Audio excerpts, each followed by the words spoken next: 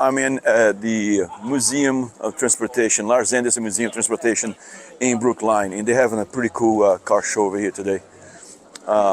Look at how many cars. This will be the last show of the year, and there's a lot of cars over here.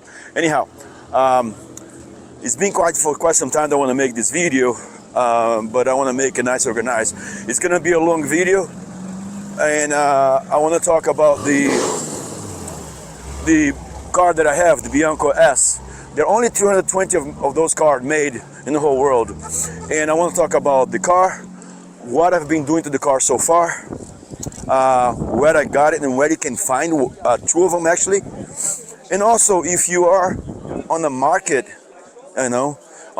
to buy or get into the vintage cars, this is going to be a pretty cool video, so I recommend you to watch to the end, because I'm going to tell you how I turned $4,000 in a $40,000 car. Basically, my first vintage car when I bought was $4,000 to around now a $40,000 value car. So if you hang tight, you're going to see that. And also I'm going to talk about the history of the Bianco S. Now, I'm a 70s child, and I always liked, for some reason, the 60s cars, especially Italian 60s cars, because they have more curves, they have more appeal to it, in my opinion. And I'm going to talk about the three major type of cars that you can find in my three favorite cars that I have found. Actually, one of them is right here. This is the Ferrari Dino. The curves on this car is amazing. So I'm going to talk about these three cars that, in my opinion, and that I always liked them. However, for you to get an Italian 60s, 70s cars, we're talking about three figures. But let me talk about these three cars that I like right now. This is the Alfa Romeo 33 Stradale. Out of the three cars that I'm going to show right now, this is the most expensive one because only 18 of them were ever made. This car goes between $3 to $5 million. Here we have the Ferrari Dino, and of course it's much more popular than the 33 Stradale. However, all these three cars have something in common if you look at the body type. They are all sports coupe.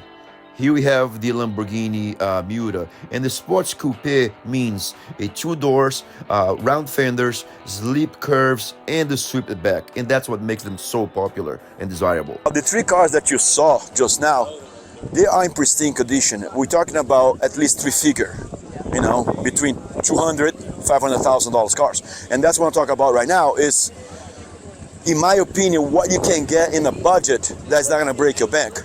So there are three types of cars that you can get. The show cars that you just saw right now, and they're going to be perfect, and they're going to run you the top price. Then the second choice is going to be the barn find. Now, the barn find can be a knife of double edges, because you might find something that's running in perfect condition and it's going to cost you a lot, or you're going to find something that needs a lot of work. That's not, you have a lot of restoration that still has to be done. And you will still have to spend a lot of money with it to put it back on track. Now, I found, in my opinion, in the three cars that all the cars that I bought, they start with, they were vintage racing cars. Here's the reason why. If you find a local area where you live, where they have vintage race clubs, those are the best place to find the cars that you want. Why? Because first of all, for you to put a car on the track, they have to be mechanically sound. They also have to be safe. They cannot be passing oil. They gotta be, the brakes gotta be working, so forth. So, and you're gonna pay a little bit less because sometimes they're not perfect originally. Not perfect original, meaning they might be missing the interior. However, it's a good platform for you to start with. So in my opinion, the best bang that you're gonna get is by buying those vintage racing cars, because they were still well preserved. With that said, let me show you the first car that I bought, which was a Porsche 914. And you're gonna see how I transformed that car into what became, and also gonna tell you how much it costs that I spent and how much I sold for, right? So please hang in there and watch this right now. This was my first vintage car that I bought. It was a 1970 Porsche 914, and I got from a gentleman in Las Vegas for $4,000 who used to race on weekends. Now, the interior of this car wasn't perfect because it was missing some carpet. However, the outside was perfect. And right away, I started doing some research about race themes. And of course, I found the 1970 Le Mans Golf racing car, and that's what I did to this car. I paid $4,000 for this car. I spent $3,000, and I sold this car 5 years later for $17,500. By the way, if you want to see the video of this car, I'm gonna leave the link below, and you can see this car with more details. After I sold the Porsche, I did exactly the same thing again. I bought this 1969 Triumph GT6 from a gentleman who also used to do vintage racing. I paid $6,000 for this car. I spent $1,000 just to put the stripes and the stickers, and 5 years later, I sold this car for $18,000. So basically, in 5 years, in 10 years, I'm sorry, I spent basically transformed $4,000 into a $32,000 profit. And if you want to see the video of this car, please look at the link below. Now, on the topic of racing cars, I'm gonna show you right now my personal favorite car, especially from the racing era of Le Mans. Now, the Ferrari P4. So the Ferrari P4, for you to have an idea, it costs about $50 million. And I want you to see this car right now. So pay attention, hang in there, because once you see this car, for me, in my opinion, is the most beautiful car ever made, especially when it comes in terms of racing, racing heritage. And please hang in there and take a look at this video right now. This is one of the most significant Ferrari race cars of all time. It's also arguably one of the most beautiful sports racing cars ever made. This is the only original P4 in the world.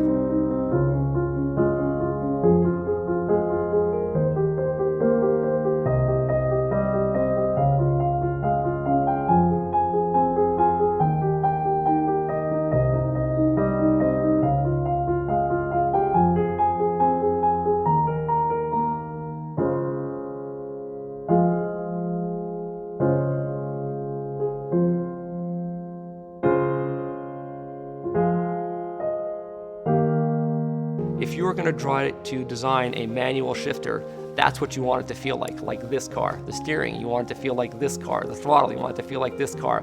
If you could come up with a prototype that says, what sort of feel should you have in a race car of this type, this is it.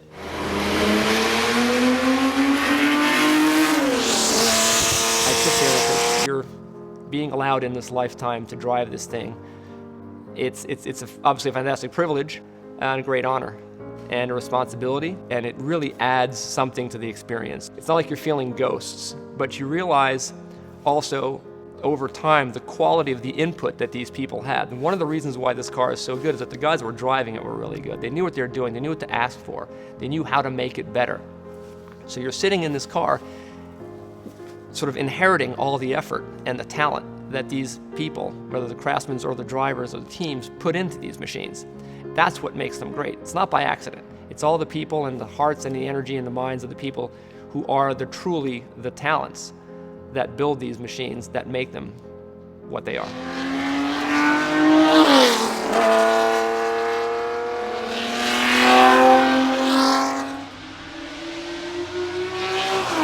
Now, I don't know if you agree with me or not, that's a beautiful, beautiful car.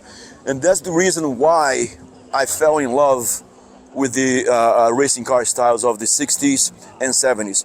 Now, finally, that explains my madness of liking the race cars. And once again, liking the 60s, the curves, whatnot, and that's the reason why I got the Bianco. All the cars that I had before the Bianco, everything was more squared, not very nice Italian lines, and that's why I got the Bianco. And also, the heritage. When you find a car that looks good, it's one thing. But when you find a car that has a race heritage behind it, the value of their car is going to increase even more. And this is why I got the Bianco, and I'm going to explain the story of Bianco right now. Ottorino Bianco, Italian-born, migrated to Brazil after the Second World War. As he got to Brazil, to São Paulo, he started working in cars, just trying to make that story as short as I can. There's much more involved to it. So he started making. I started working as a mechanic in São Paulo. Soon he started building tubular frames for Formula 3 racing in Brazil. Actually, specifically the Willis team in Brazil. That was mid-60. Towards the end of 60, he had his own racing team, which was called Fúria. Fúria Sports, Auto Sports Limited. And with that, he created the Alfa Romeo Fúria. This Alfa Romeo Fúria was just basically a revolution, especially in Brazil. And with that car, he was racing the GT class in Brazil. He made the car in a way that he could swap the engines very easily. So there are several different versions of the Fúria.